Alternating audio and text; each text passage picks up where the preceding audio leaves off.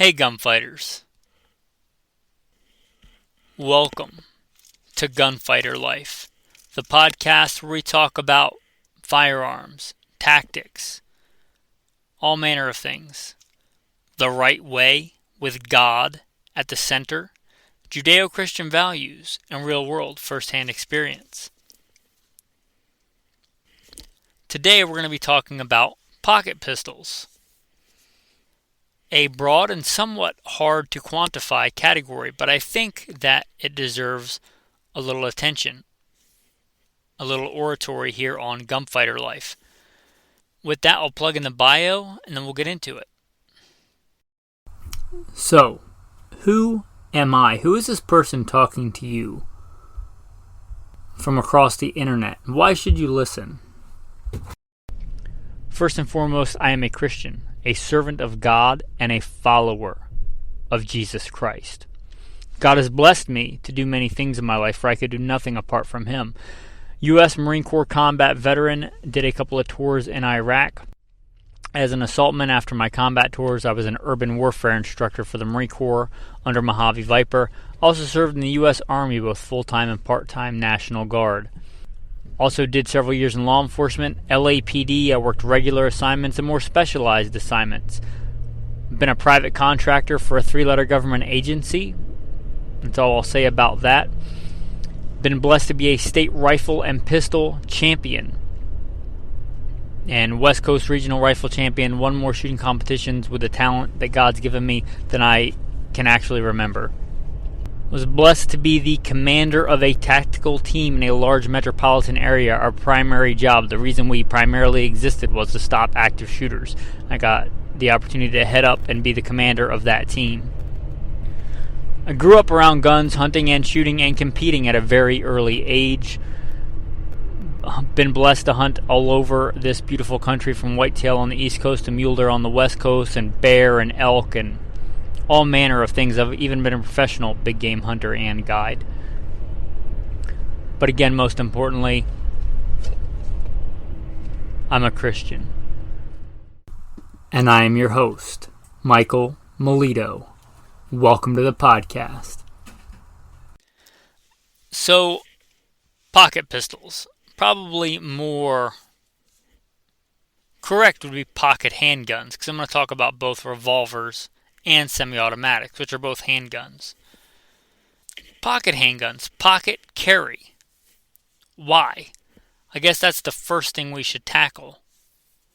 Now you'll know that I'm an advocate of carrying a full-size fighting handgun. I'm at home right now.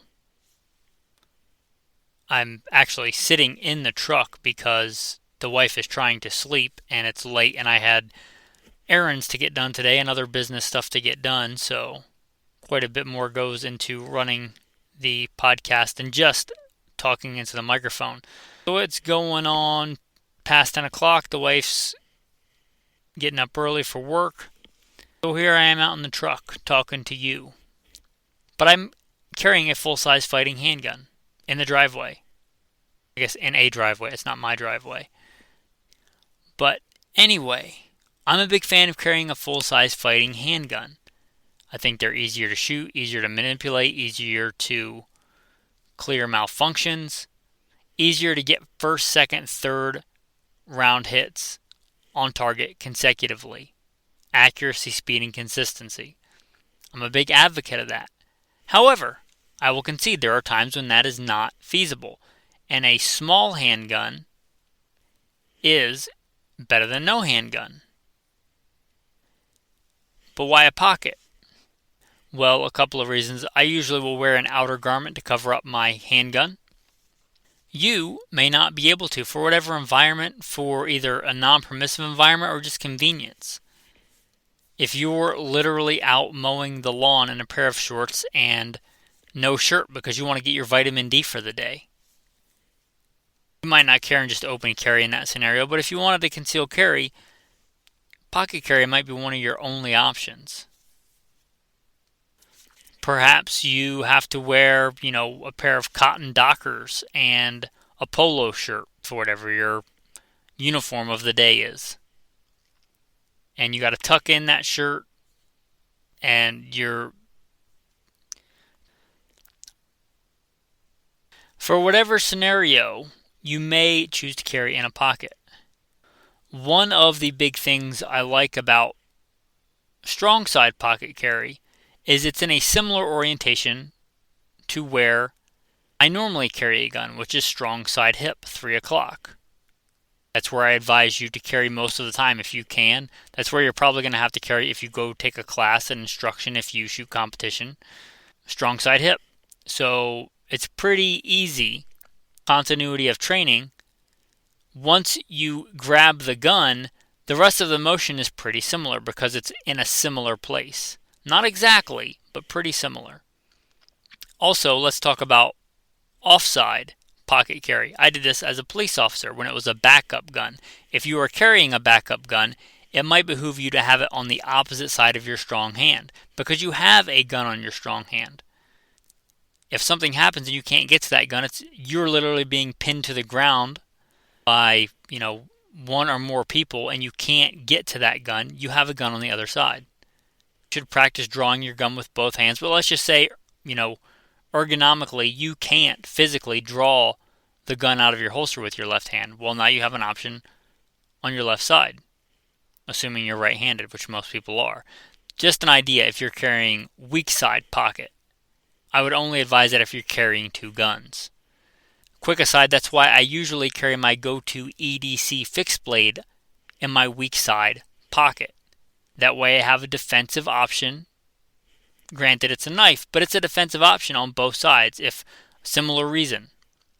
For whatever reason, I can't get to that gun with my right hand. It's being pinned behind my back and I am getting beaten to death. Fists and feet are one of the major causes of death and homicides. Everybody likes to villainize guns and especially scary black guns, but hands and feet kill a lot of people. So keep that in mind. If you can't get to that defensive option, you may want a defensive option on your other side. That's why I'm a fan of carrying my go-to E.D.C knife on my weak side, on my off side, whatever you want to call it. Anyway, getting back to pocket carry. People will say that pocket carry is slow. And granted, it's much slower than having that gun outside the waistband, strong side hip. I totally agree. However, one of the big advantages of pocket carry is you can already have that hand on the gun in a lot of situations where you couldn't in other scenarios. I think I've told you guys before, tactical tip, keep your gas tank at more than half full. That way you don't end up in this or a worse situation where some situation comes up and you find yourself at a 7-Eleven or other miscellaneous gas station late at night in the city. You kind of jokingly refer to them as stop and robs when I was a police officer. Could be pumping gas, alert, standing outside your car with the gas pump in one hand and your hand on your gun. Nobody would be the wiser. It wouldn't be brandishing. It wouldn't be rude, angry, or threatening. Obviously, we'll get to this probably next. If you have a holster that's good and covers the trigger guard and your finger is straight and along the frame of the gun where it should be, no safety issue there. And you're going to have a very quick draw because your hand is already going to be gripped on a good firing grip on the gun. Let's say you're inside the convenience store and some unsavory characters walk in and you think there might be crime afoot. Same thing. You could step behind an aisle, step behind a couple of cases of soft drinks for some kind of quasi mix between cover and concealment and have your hand literally on your gun. If nothing happens, then you just have your hands in your pockets. The former Marines might have a problem with that, but hey, people walk around with their hands in their pockets all the time. It's not a big deal. A lot of people just stand like that. Nobody's going to be alerted as long as you're not acting like a squirrel on methamphetamines that there's any issue. You could just stand there with your hand in your pocket and your hand could be on your gun. You'll know if you do a lot of shooting and a lot of competition and drawing. Getting a good proper firing grip on the gun is a big part of getting a good consistent draw, because if that's messed up, you got to fix that before you can shoot well. If you can do that without rushing it, with already having your hand on the gun, that's a big plus. You eliminate that whole movement from the draw. But yes, if I'm going from like a defensive position, hands in front of my face, it's certainly a slower draw. But if I'm going from a situation where my hand is already on my gun, it can be a very fast draw. Now let's talk about pocket holsters. The DeSantis, I'm a big fan of those. I really like those for pocket carry. Also the sticky holsters, and I get no kickbacks, no bribes. I've used a lot of holsters. I've cleaned out a duffel bag that was full of miscellaneous stuff in a lot of holsters recently. Been concealed carrying since 2006, pretty consistently. So you might imagine I have amassed quite a bit of holsters. But a good pocket holster, DeSantis, the sticky holster, or something similar that's made for your gun. I would advise one that covers the trigger guard in most situations. And make sure when you draw it, the holster stays in your pocket. When you draw it, the holster should stay in your pocket. You may decide you want some kind of like Kydex thing that has a little lanyard loop that goes on a belt loop, which may be fine. But then again, it gives away a little bit that something's in your pocket. Now, nobody's going to know that it's a gun, but something to think about. Now, I guess another big debate in this is going to be, what does one consider a pocket gun? Well, that really depends on you and your pockets and what you're willing to put up with. A gun that I routinely carry in my pocket, and I have for years and years, and it may shock you, but yes, it is a Glock. It is the original baby Glock, the Glock 26. And you might think, well, why not get a Glock 43? Well, when the 43 came out, I got a Glock 43, and I quickly sold it. I mean quickly. I may have shot it once, and I was like, nope. To me, not a good trade-off compared to the 26. It's a thinner gun, which you might think is an advantage until you shoot it. But all that recoil goes into that thinner frame. The back of that frame is much thinner.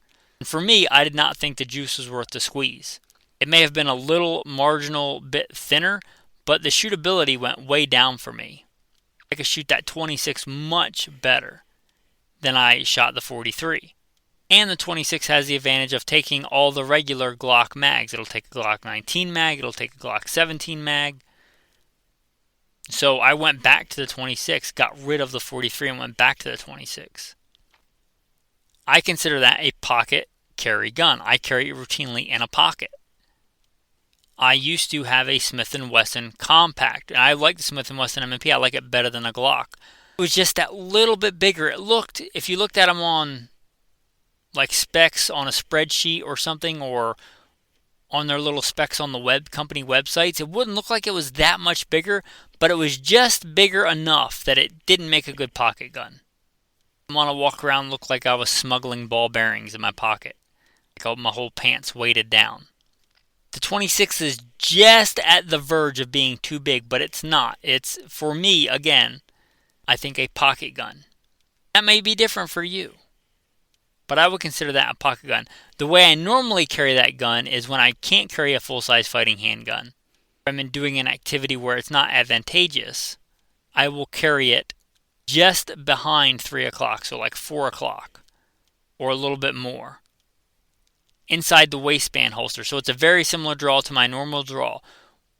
And I'll usually wear an outer garment. If I'm going somewhere where I get hot and I want to take that outer garment off, generally I will slip that outside the waistband holster, unclip it from my belt, and put it in my pocket.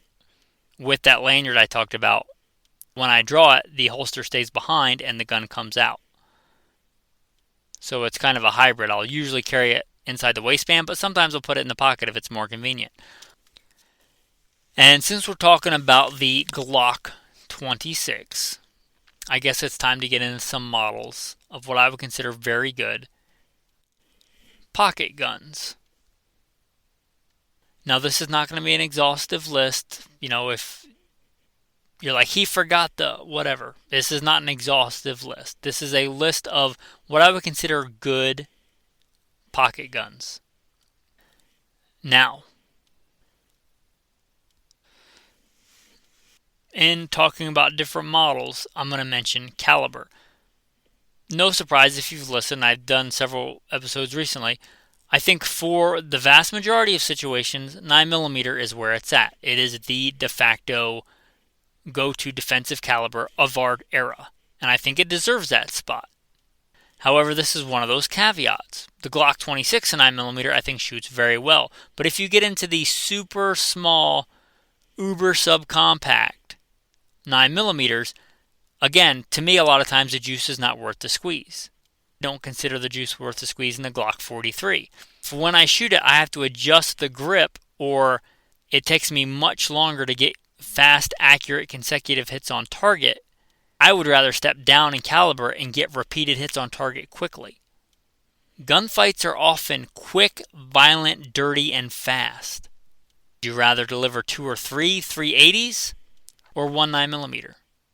Because you had to adjust your grip because the gun bucked out of your hand and torqued. Just an example. So I think that the SIG P238 is a fantastic pocket gun, provided you have a holster that covers the trigger, because it's a single action. But with that caveat out of the way, I think the SIG P238 is a fantastic gun, a good pocket carry gun. And you might think, well, they make the 938. It's basically the same thing in a 9mm. Why wouldn't you want the 9mm? Well, go shoot them. Go shoot them both side by side. I don't think it's worth the trade-off. Do I think 9mm is a better defensive round than 380? Yeah, I do. Do I think it's so much better that I want a gun that's so hard to shoot it considerably slows down the cadence at which I can get hits on target? No, I don't think it's that much better. So with that said, if I recommend some and some of these other calibers, that is the primary reason why. Not because I think that caliber, round for round, is better ballistically. But that's not the only factor. I just did an episode on handgun stopping power, by God's grace. If that interests you, go listen to the handgun stopping power episode.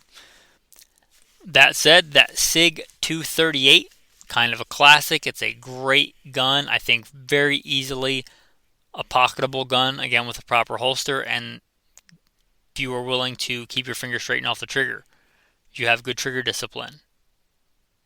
And if you kind of like that 1911-ish style gun in a very small subcompact, I think that's one of the few that has a pretty good reliable track record. Some of the other micro, tiny, quasi-1911s, not so much. But that one, the SIG P238, it's pretty good.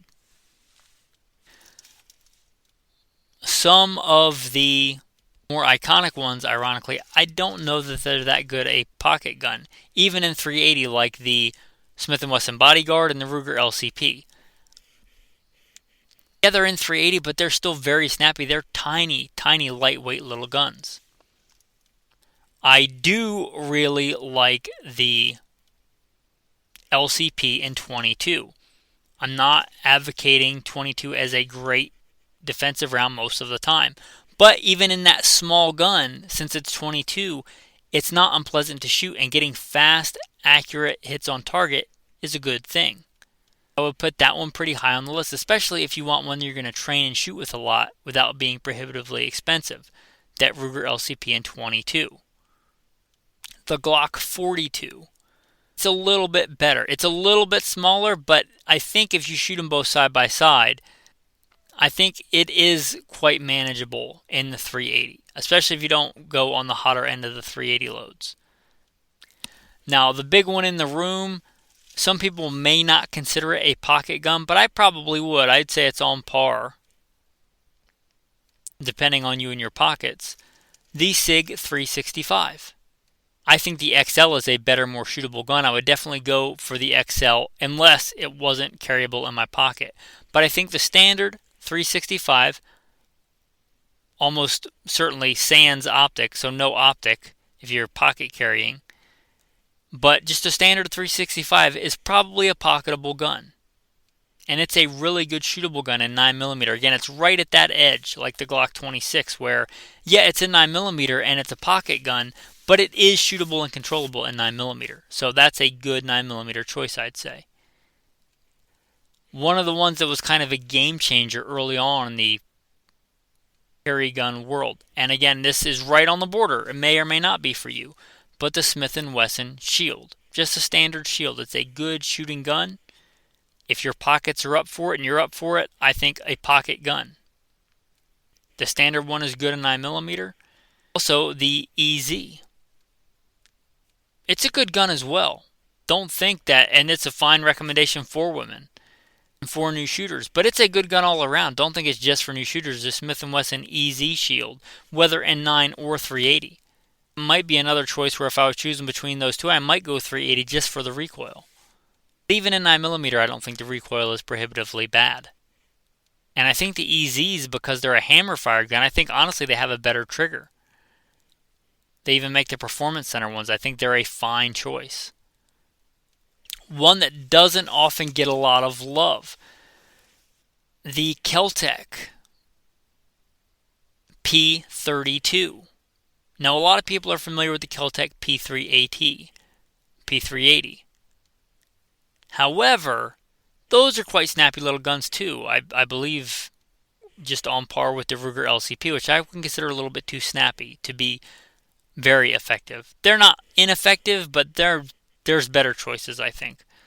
The Keltec P32 is in .32 auto, and normally I would not recommend that caliber for defense. But in that situation, having had experience with that gun, it is very shootable in that caliber.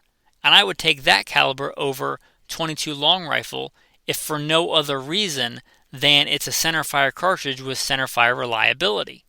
That was one of the few guns that I've sold, that I sold that thing years and years ago. And I often think about it wishing I still had it.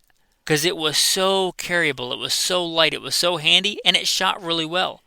I remember routinely going out and training with it and getting headshots at 25 yards. Headshots at 25 yards with that little Ruger P32. I don't know if they're all that good and that accurate, but the one that I have was reliable, it was accurate, and definitely a pocket gun. That Keltec P32 was a great, great little pocket gun. Now, let me talk about what I would consider the best pocket gun of all time. Maybe not for you, maybe not in every situation, but the vast majority of people, the vast, carte blanche, recommend a pocket gun. It's the one that I most often carry as a pocket gun. And again, I usually carry a full-size fighting handgun. But the Smith & Wesson J-frame. There are a ton of different models, and trying to keep all the Smith & Wesson numbers straight in my head, that's just not going to happen on the J-frame. I don't know how many different models of J-frame there are, but there are many, many. My favorite and go-to is the Smith & Wesson 360. It is a scandium frame, 357 38 special. It'll shoot either one. I just talked about shootability, but that also gives me versatility. I most often carry it with 38 specials. The majority of the time, the majority of that gun is loaded with 38 specials. Why? Because of what I told you guys earlier. They're easier to shoot. They're easier to get fast follow-up hits on target. And I think 2 or 3 38 special rounds quickly, consecutively on target is better than one 357 where I have to adjust my grip. Now, sometimes I carry it in 357. That's also one of the guns I'll carry in the backcountry. One of the guns I carried in my pocket when I was a professional big game hunter and guide. And that kind of scenario where I'm going to be shooting potentially very large and dangerous animals, I would carry it loaded with 357 for obvious reasons. A lot of times 357 solid copper monoliths. That made sense in that scenario. That's not what I carry day to day. Round for round, yeah, they're a devastating round. But again, getting fast follow-up hits on target. So it's a risk versus reward there. But for you, for most people in most situations, I would say carry it in 38 special because they're a pretty lightweight gun, especially if you go with the featherweights and the scandium, the airweights, the featherweights. That 357 that I have weighs 11 point something ounces, and that gives you 5 shots of 38 special 357 in an 11 ounce gun. One of the advantages of the revolver, talking about pocket carry, is you can shoot it out of a pocket. Now you can pretty much shoot any gun out of a pocket, if you have the opportunity. But a lot of semi-autos, potentially you're going to get one round off and the gun is going to malfunction because you're going to have a hard time reciprocating that slide inside a pocket. I'm not saying it's not possible, but unless somebody's grabbing the cylinder on the revolver, you should be able to get consecutive rounds off with a revolver in a pocket, which is, potentially a thing that could happen if you get attacked and your gun is still in your pocket. So that's a real advantage there. Also, another real big advantage, and why I say it's perhaps the best pocket gun, is our bodies aren't square. I don't know about your legs, but my legs are not square. Although there may be smaller guns, the fact that that J-frame is mostly rounded, it's got a rounded grip, it's got a rounded cylinder, it blends into the outline of your legs and your body really well. Even in just like a pair of normal shorts, not like big cargo cutoff, camo cargo pocket shorts. You could hide a lot of guns in there, but just normal shorts. Shorts in the summer with a tank top or something is a big scenario where a lot of people would carry a pocket gun.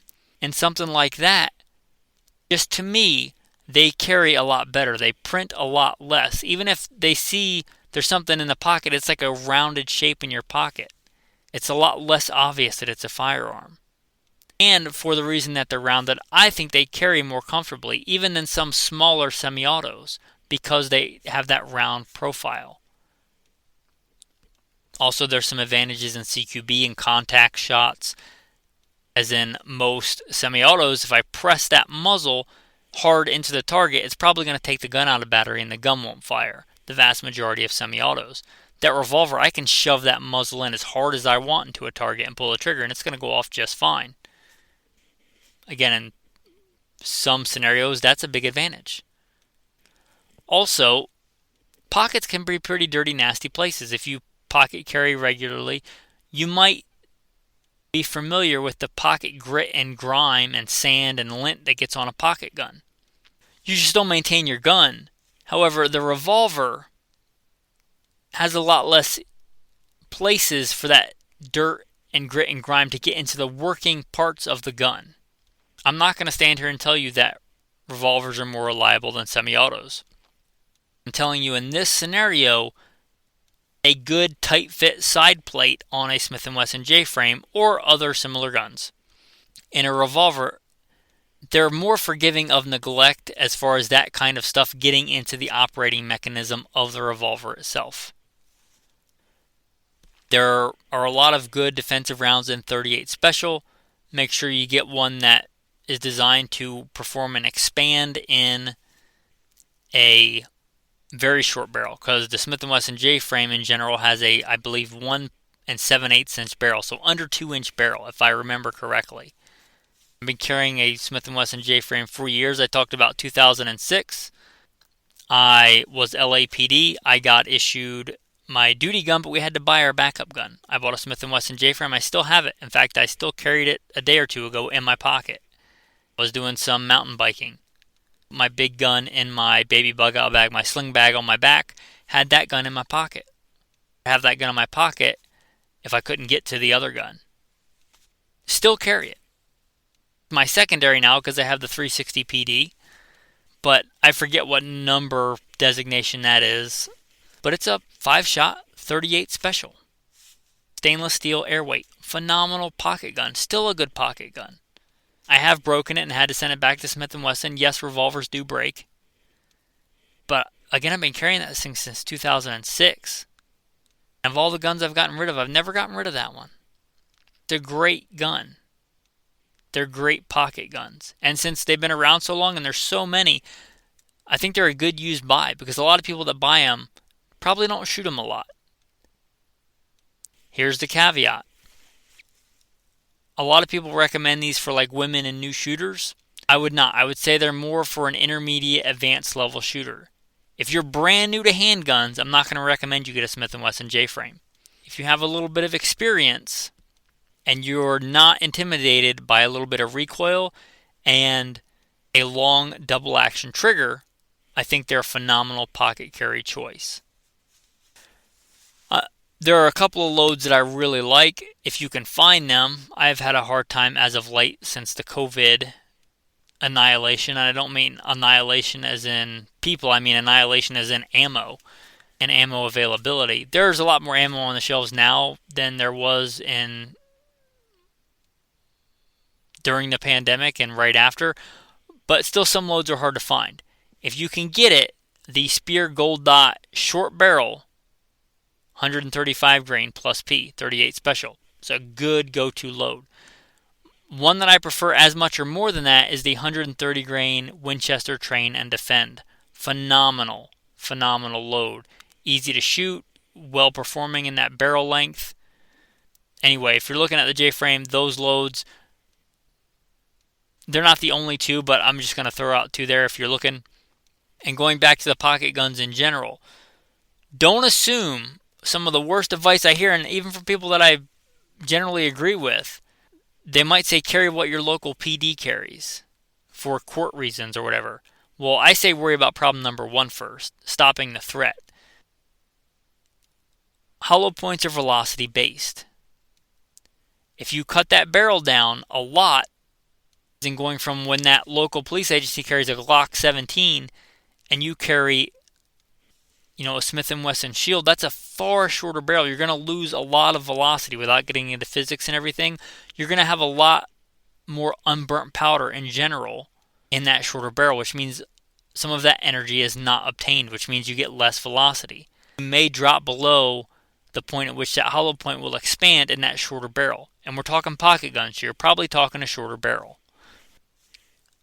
So make sure, do your due diligence, probably even more so than your regular full-size fighting handgun, that those rounds are going to expand out of your gun. A lot of the really good, like FBI adopted and stuff loads, they are good loads, but they're designed to expand out of full-size fighting handguns of whatever their issued weapon is, not out of your little pocket gun. Some of the loads will do well, some will not. Don't just assume because it has self-defense on the side of the box or hollow point that it's going to expand out of a pocket gun. You usually lose quite a bit of velocity in those shorter barrels, so do your due diligence in your ammo selection. Well, I thought this was going to be a short episode, but I guess there's a lot of ins and outs of the pocket carry. I guess a recap. Pocket guns have some advantages. Being able to get your hand on the gun and have it on the gun in situations where you normally wouldn't be able to. Being able to have a handgun in a non-permissive environment. Make sure you get a decent holster. It actually works when you draw the gun out. I do not recommend carrying a gun in your pocket without a holster. Sometimes when going to very small guns like pocket guns, it makes sense to step down in caliber. I think consecutive hits on target at a decent cadence is more important than slightly more effective ballistic performance in a target. You should decide when that cadence becomes so prohibitive that you need to drop down in caliber. Make sure you get a round, and not every hollow point is going to expand every single time, but make sure you get a reasonable expectation that that round is going to expand out of that gun. Revolvers have some real advantage in this arena. I guess that is a pretty good wrap up and synopsis of the episode. I appreciate you listening. As a thanks for staying tuned, the tactical tip of the day. I talked about those pocket holsters, a bunch of different brands. If you do find that when you're drawing, that whole holster is coming out still attached to the gun, which I have found happens sometimes over the years, one of the things you can do is get some grip tape, commonly referred to as skateboard tape, or some sandpaper and some rubber cement, whatever you want to do, and attach that to the outside of the holster so that it grips the inside of your pocket. Taking like a section of that grip tape, and attaching it to the outside of the holster, not the inside. That would tear up the finish of your gun pretty easily. But wrapping it around, attaching it to the outside of that pocket holster so that it grips the inside of the pocket when you draw the gun. Hopefully that works. I've found that to be a pretty good solution for that. A good, fairly affordable, efficient solution. Plus, if you're a big-time shooter, you likely have some of that grip tape laying around for grip enhancements on a firearm. Your tactical verse of the day. Got a verse for you to chew on here from Romans 13. Everyone must obey the state authorities, for no authority exists without God's permission. And the existing authorities have been put there by God.